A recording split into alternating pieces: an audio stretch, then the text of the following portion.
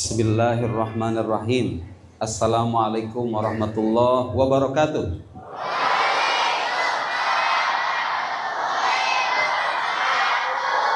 Alhamdulillah wassalatu wassalam ala Rasulillah wa ala alihi wa sahbihi wa man wala wattaba'a huda wa ba'd.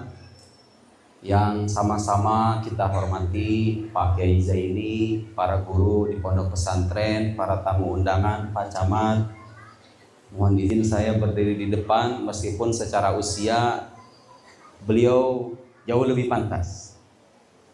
Berhubung di hadapan sebelah kanan anak muda, sebelah kiri juga anak muda, jadi saya cocok bicara dengan yang di depan, bukan dengan yang di belakang. Jadi kalau saya ngomong, adik-adik, ini arahnya ke sana, bukan ke belakang ya. Karena beliau-beliau ini sudah selesai. Yang mau saya sampaikan ini udah khatam, udah kelar. Hidup mereka pengalamannya lebih panjang, lebih berharga. Cuma kadang-kadang manusia itu emang perlu diingatkan aja. Jadi saya bicara, mohon izin Bapak semuanya, ini bicara untuk adik-adik sebelah kiri, adik-adik sebelah kanan, plus mungkin ustadz-ustadz yang masih muda ya. Itu ya Pak, ustadznya itu ya? Itu ustadz ya? Masya Allah. Alhamdulillah saya sangat gembira meskipun menempuh perjalanan yang cukup lama. Ternyata pesantrennya di kaki gunung Pak. Masya Allah, jauh kali ternyata. Saya tinggal di Tangerang adik-adik. Tinggal di Tangerang, sebetulnya aslinya mah Sukabumi, orang Sunda.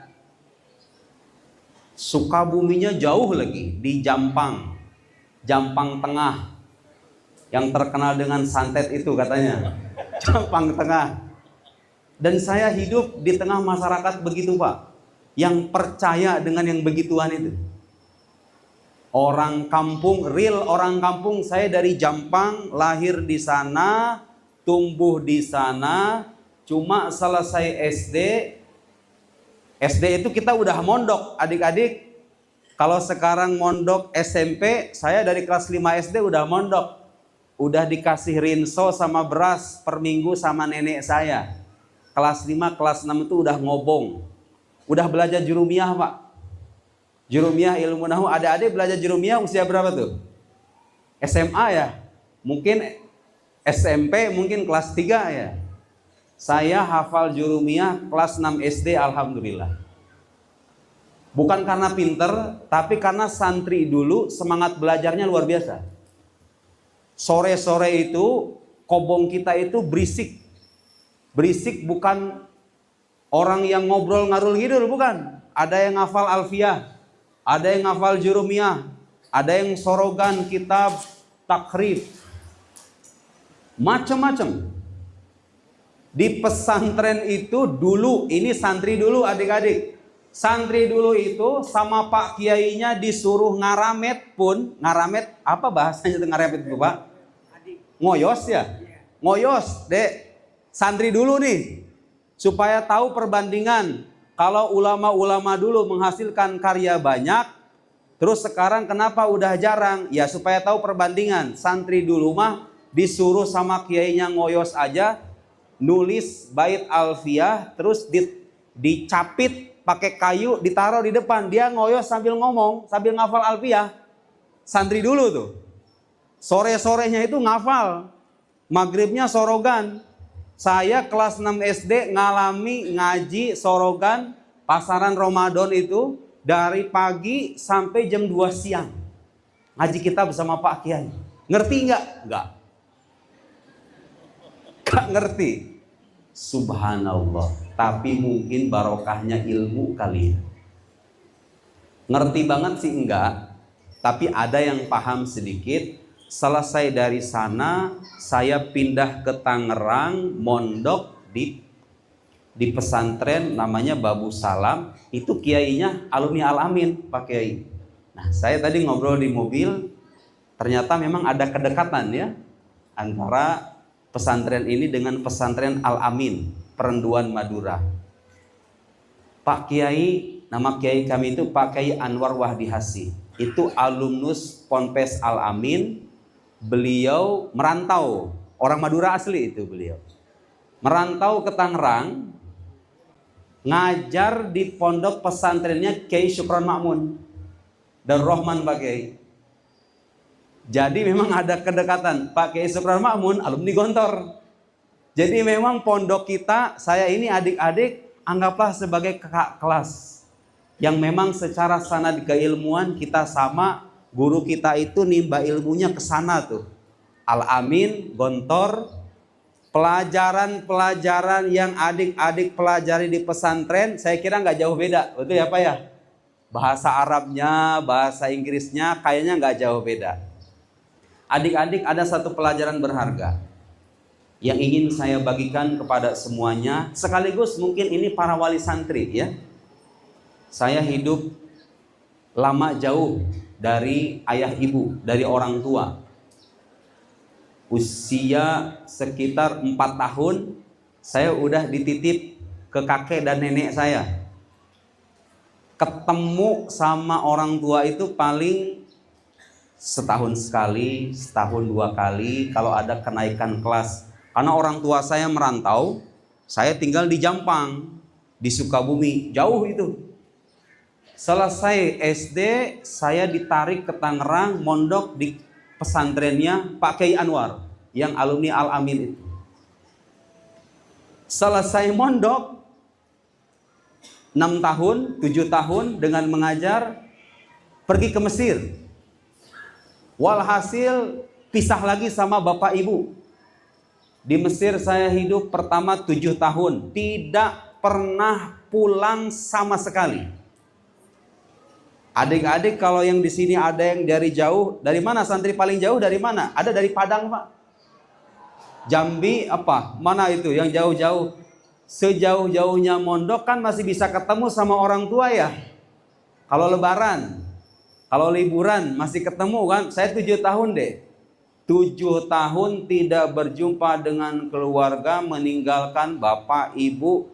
Ada rasa kangen pengen pulang tapi nggak bisa karena ongkosnya gede, duit kagak ada. Tapi ada hikmah. Di tahun ke-7, karena alhamdulillah belajarnya saya bener gitu, alhamdulillah di sana bener-bener belajar.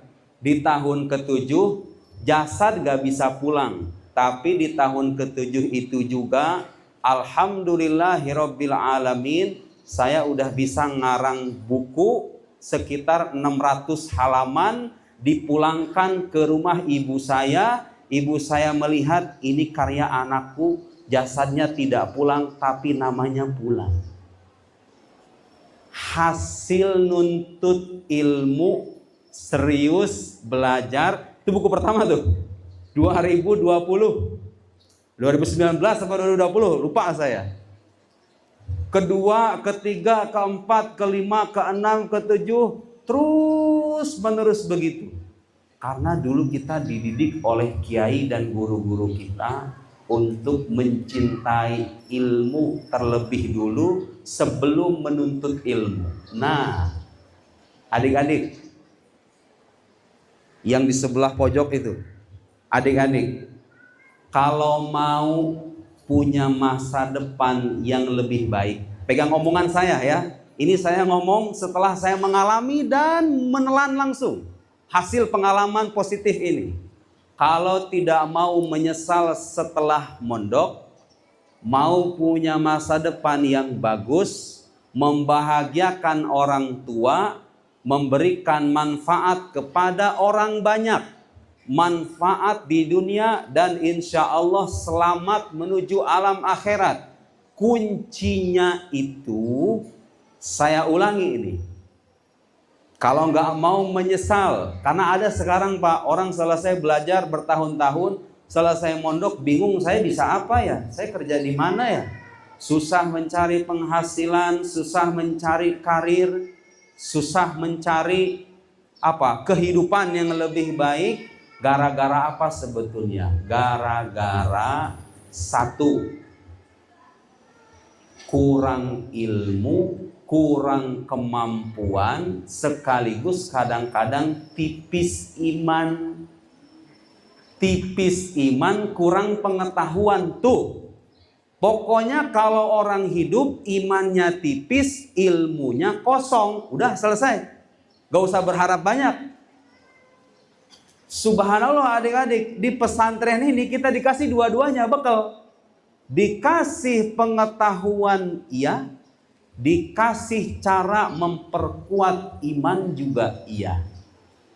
Adik-adik, saya beberapa bulan yang lalu pulang dari Eropa, mengelilingi Belanda, Jerman, Belgia, Prancis, Swiss.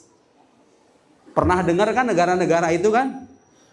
Apalagi yang suka main Instagram, pernah lihat Swiss kan? Itu negara indah sekali kan Dek ya? Itu negara indah, rakyatnya makmur, rakyatnya sejahtera. Adik-adik di sana kalau nggak kerja, hidup duduk doang di atas kursi, itu bisa hidup normal. Gak usah jualan bakwan, gak usah jualan gorengan, gak usah. Duduk di rumah, manis, dapat tunjangan dari negara, hidup makmur, dijamin sama negara. Di sana itu, kita nggak bicara negara Indonesia, negara orang lain. Dan mereka tidak beragama, ya mereka tidak beragama, tidak beriman. Iman mereka udah hilang. Tapi mereka bisa menyejahterakan rakyatnya, bisa memakmurkan rakyatnya, hidup teratur, disiplin, maju, perkembangan teknologi, sains, seperti yang kita tahu, itu mereka jadi kiblatnya. Tapi ada satu hal yang kadang-kadang orang lupakan. Negaranya sejahtera, makmur, artinya ilmunya banyak gitu ya. Itu tipe orang-orang yang pengetahuannya mantap. Secara intelektual maju. Kita tidak mengingkari itu. Orang-orang barat itu orang-orang yang secara pengetahuan mantap, secara intelektual semangat mereka dalam memajukan pengetahuan luar biasa. Tapi ada satu yang minus. Itu kebetulan Pak. Jadi saya waktu di sana 3 hari itu masuk rumah sakit. Masuk rumah sakit dioperasi. Di samping saya ada pasien orang Jerman, orangnya tidak percaya Tuhan, orang ateis. Seharian saya sama dia ngobrol. Nanya, kata saya, Anda sakit apa? Oh saya baru tadi malam operasi begini. Oh sama dong kalau begitu. Ngobrol kita sama orang itu. Terus saya nanya iseng-iseng, do you believe in God? Kamu percaya Tuhan apa enggak? Saya tanya begitu. Dia sambil merenung kayak gini nih. Merenung sebentar. No. Enggak katanya, enggak percaya. Kenapa kata saya? Dalam keadaan begini kan kita perlu Tuhan itu. Perlu kita punya iman itu. Kita berdoa. Kebetulan itu saya posisi tempat tidur saya itu berhadapan dengan salib. Kan itu rumah sakit Kristen ya. Kata saya, Anda perlu dalam saat terhimpit, terpuruk seperti ini perlu mendekat kepada Tuhan. Terus jawaban dia apa?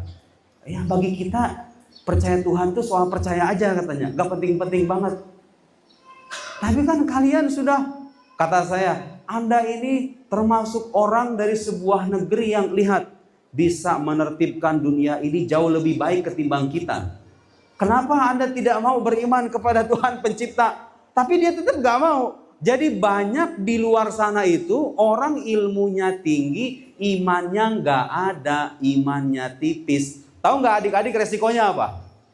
Orang pengetahuannya mantap, imannya gak ada. Apa yang terjadi coba? Bunuh dirinya itu tinggi, angka bunuh dirinya itu tinggi. Setahun itu bisa sampai 10.000 atau lebih orang bunuh diri. Itu bunuh diri kenapa coba? Mikirin duit bukan? Bukan. Duit udah banyak mereka.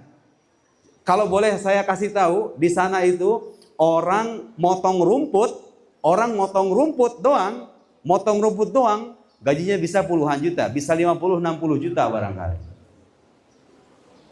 Saya nggak bicara gaji seorang guru, gaji dosen, udah itu gak usah dibicarain, ratusan juta. Tapi kan biaya hidup di sana tinggi Ustadz, ya tinggi, tapi segitu sejahtera bagi mereka. Penghasilan luar biasa. Negara yang bisa menghormati rakyatnya, memakmurkan penduduknya. Tapi karena iman tidak ada, memang dalam diri kita ini pada akhirnya ada sebuah ruang kayaknya nggak akan bisa diisi kecuali dengan nama Allah Subhanahu wa Ta'ala. Udah selesai itu. Kalau nama Allah itu hilang, walaupun pengetahuan kita mantap, tidak akan pernah kita bisa menggapai kebahagiaan. Terus gunanya apa Ustadz cerita begituan sama santri? Nah makanya santri bersyukur. Di pesantren kebutuhan kita itu yang dicukupi gak cuman ini nih. Diajarkan bahasa asing, ilmu-ilmu humaniora, fisika, kimia, diajarkan tuh. Supaya jadi ilmuwan, jadi intelektual. Tapi diisi nih ininya nih. Ada sholat berjamaah, ada zikir. Adik-adik kalau misalnya di luar pesantren, maghrib-maghrib megang apa? Megang Quran atau megang HP? Coba jawab pertanyaan saya, HP atau Quran? Bagus. Ada yang megang Quran ketika maghrib, adik-adik yang sebelah kiri ada? Ada, tapi kan dikit biasanya. Kebanyakan anak-anak zaman sekarang tuh Pak, boro-boro megang Quran, megang buku aja, paling novel ya kan. Semangat belajar anak muda sekarang sudah mulai menurun di mana-mana sebetulnya. Tapi untungnya masih ada pesantren. Akhirnya kesimpulannya apa adik-adik? Saya seorang santri lulus dari pesantren, lama jauh dari orang tua, dulunya nangis. Di pesantren kita jauh dari bapak ibu, sedih atau bukan sedih lagi. Udah gitu pergi ke negeri orang 7 tahun kagak pernah pulang, bukan sedih lagi, saya rajin nangis itu.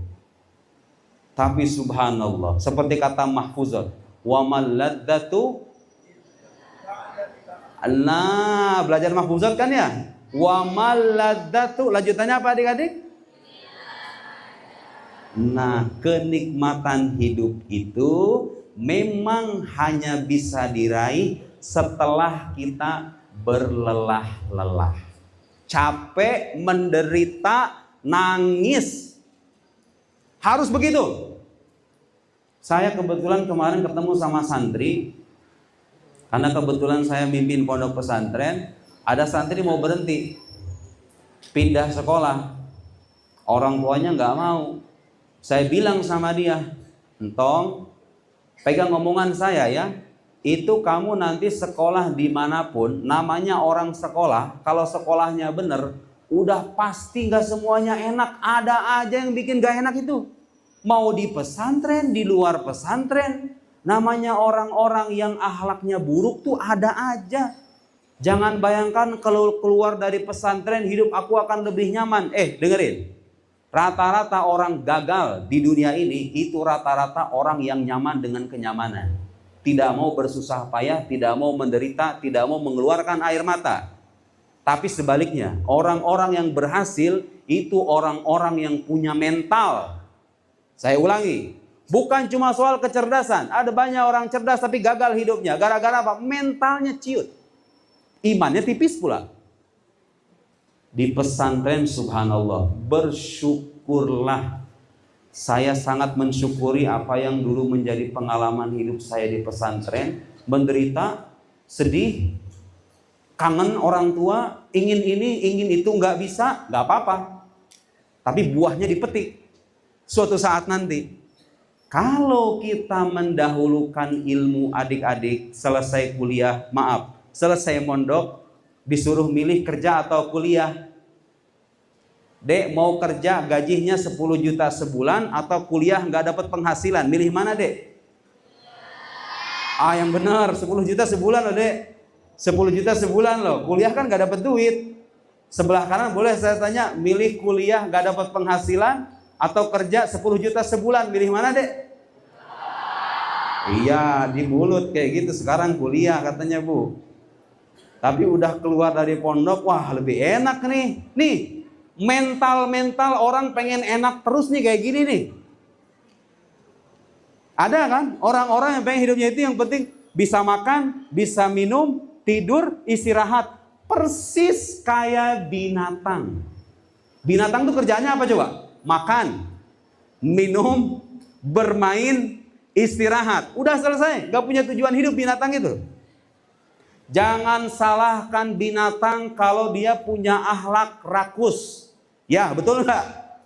Tapi kalau ada orang sampai S2 ke luar negeri, sampai S3 ke Oxford, ke Harvard, pulang jadi koruptor, itu lebih serakah dari binatang.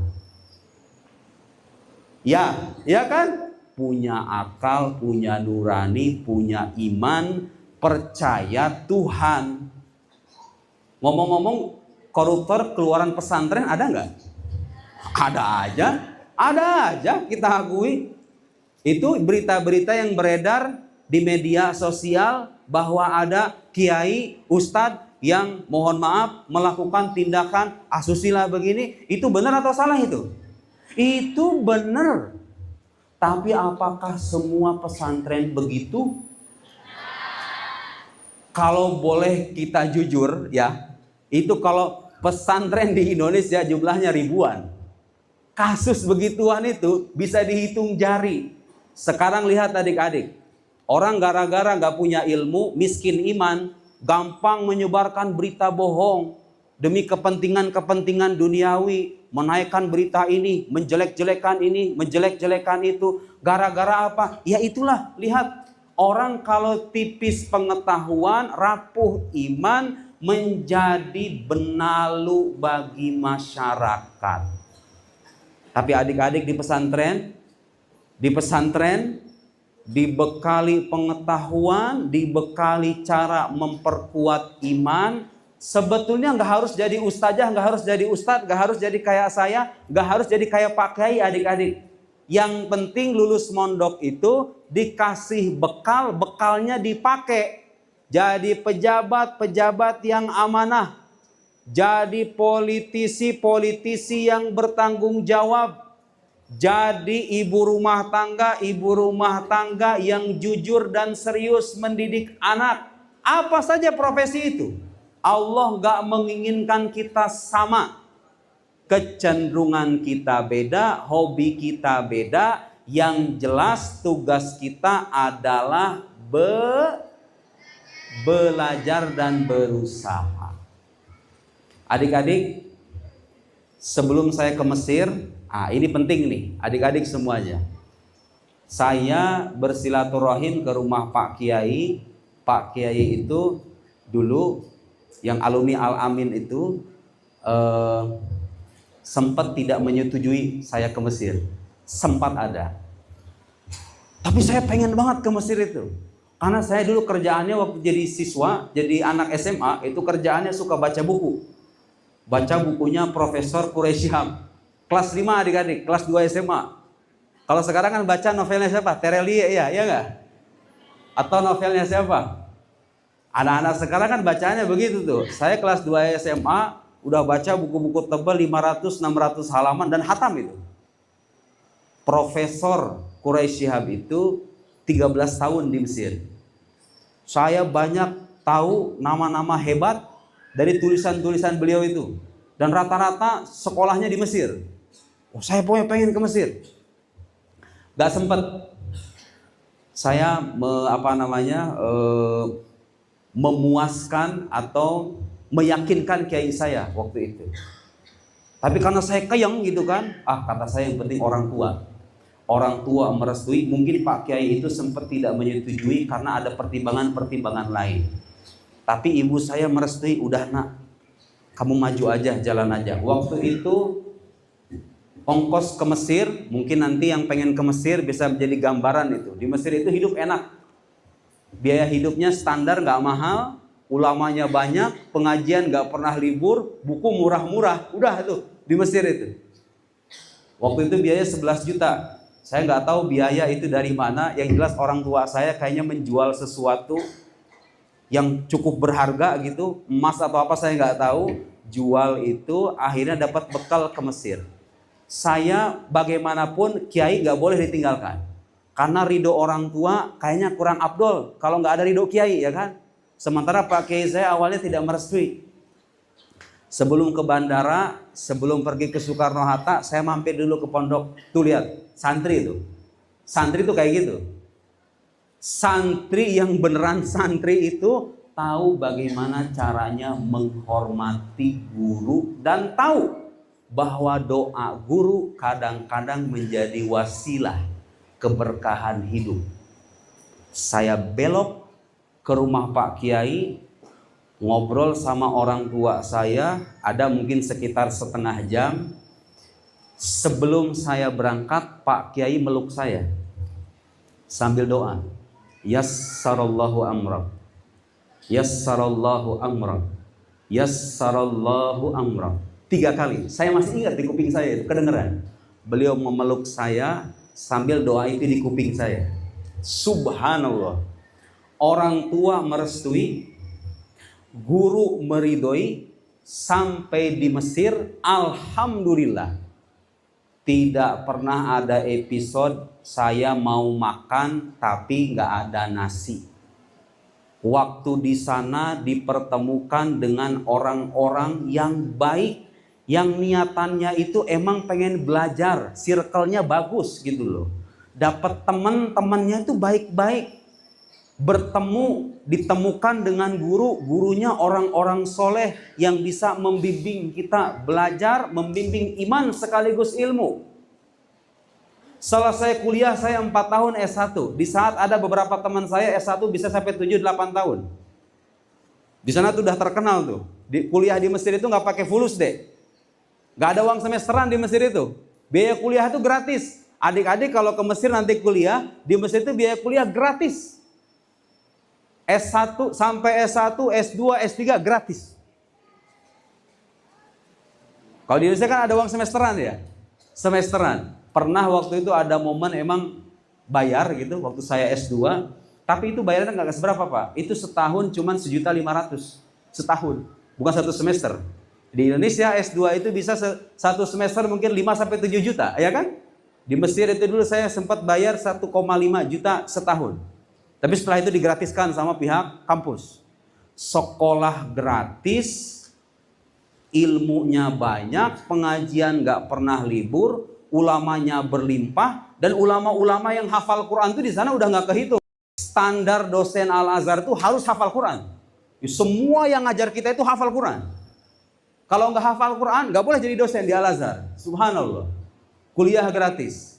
Tapi nggak semua mahasiswa yang ke sana itu pada belajar. Karena kuliah di sana bebas.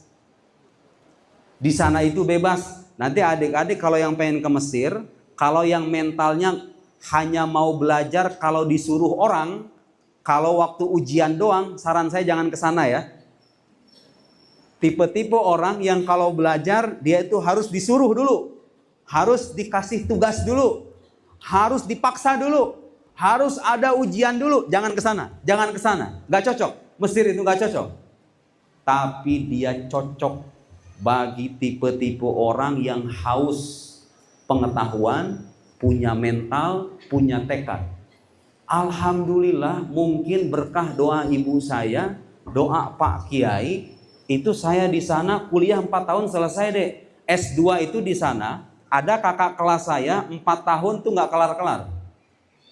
Di Azhar itu agak susah karena ujiannya agak sedikit ketat. Ada kakak kelas saya nyoba setahun gagal, setahun lagi gagal, ketiga gagal, keempat gagal, pindah kampus dia akhirnya. Alhamdulillah saya S2 setahun, tahun pertama, tahun kedua lancar. Setelah itu nulis tesis setahun setengah lancar. Saya kadang mikir-mikir ke belakang, kok bisa ya? Kok bisa begitu? Di saat beberapa teman saya yang teman sekelas saya baru lulus kemarin. Ada lagi yang sebelumnya baru lulus. Mungkin nasib orang beda-beda. Tapi kalau boleh saya simpulkan, kalau kita mau dikasih kemudahan dalam hidup adik-adik semuanya, satu, kita harus punya hubungan baik dengan Allah Subhanahu wa Ta'ala. Santri itu kelebihannya gak cuma dibekali pengetahuan, tapi juga diajarkan dekat dengan Tuhan, ibadah. Adik-adik selesai mondok jangan lupa ibadah, sholat terutama itu. Ibadah sebagai simbol hubungan kita dengan yang maha kuasa Allah subhanahu wa ta'ala. Ibadah jangan ditinggalkan. Doa orang tua jangan dilupakan. Terakhir, doa Pak Kiai, doa guru jangan dikesampingkan. Tuh, kalau pengen mengubah hidup, saya kasih kuncinya. Kalau pengen nanti punya masa depan yang bagus, jadilah orang yang punya hubungan baik dengan Allah subhanahu wa ta'ala. Kunci pertama tuh. Kalau orang hubungan dengan Tuhannya buruk, biasanya hidupnya juga melarat. Biasanya begitu. Udah saya kasih contoh kan dari orang bagaimana suatu negeri memberikan kesejahteraan duniawi, tapi ujung-ujungnya sengsara juga batinnya gara-gara buruk hubungannya dengan Tuhan. Kunci pertama, iman harus kuat, ibadah jangan sampai lewat. Taat kepada agama, minta doa dan restu orang tua, dan yang tidak kalah penting kita sebagai santri, sebagai anak didik pesantren, jangan sampai melupakan rumah kedua kita, pondok pesantren, kiai dan guru-guru kita. Udah selesai itu, tinggal diamalin doang. Selesai mondok, cari ilmu sebanyak-banyaknya, jangan tergoda dengan duit, jangan tergoda dengan banyaknya penghasilan, karena bagaimanapun adik, itu duit kalaupun ratusan juta, kalau ilmu kagak ada, hilang juga pada akhirnya itu. Kan bisnis juga harus pakai ilmu. Kita mau mengembangkan duit aja pakai ilmu. Jadi jangan jadi orang bodoh. Orang bodoh itu apa? Dikasih kesempatan belajar, dikasih kesempatan kuliah, dikasih kesempatan memperbanyak pengetahuan, nyarinya fulus doang, di kepalanya fulus aja. Enggak, jangan. Saya dulu kuliah enggak kerja selama 9 tahun. Tapi alhamdulillah cukup-cukup aja hidup. Karena ada hadisnya itu. Man tafaqqaha fi dinillah, hadis dalam kutub Ihya Ulumuddin. Man tafaqqaha fi dinillah, siapa yang menuntut ilmu untuk memperdalami agama Allah. Kayak gini nih. Ibu punya anak kayak gini nih, tafaqqah fi dinillah. Belajar ilmu agama, memperdalami ilmu untuk memperjuangkan agama Allah. Tahu nggak jaminannya apa kata Nabi? Kafahullahu hamma. Allah akan menjamin, menanggung beban hidupnya. Gak usah khawatir. Gak usah khawatir urusan rezeki. Asal niatnya benar ya. Asal niatnya benar. Kemudian ada lagi selanjutnya Nabi bilang, warazaqahu min haitsu la yahtasib. Allah akan memberinya rezeki dari jalan yang tidak dia sangka. Saya ngalamin deh. Semasa saya jauh dari orang tua, uang jajan gak begitu banyak, tapi sama Allah kayak dikasih jalan banyak. Uang gak pernah berkurang, makanan selalu ada. Yang penting niatannya menuntut ilmu untuk mendalami agama Allah, supaya kelak kita bisa berjalan di jalan Allah subhanahu wa ta'ala. Udah saya tahu ini udah panas sebetulnya. Selebihnya kita tanya jawab aja ya. Adik-adik yang mau bertanya, yang mau curhat, Ustadz saya begini, Ustadz saya begitu, sekarang saya hadir untuk menemani adik-adik semuanya. Atau mungkin adik bapak, ibu yang ingin menyampaikan pertanyaan atau apapun, kita membuka kesempatan. Mudah-mudahan apa yang saya bawa, apa yang saya sampaikan bisa bermanfaat untuk semuanya. Senang bisa berjumpa dengan adik-adik semuanya, bapak ibu semuanya, para Pak Kiai, Ustadz. Sekian dari saya. Wassalamualaikum warahmatullahi wabarakatuh.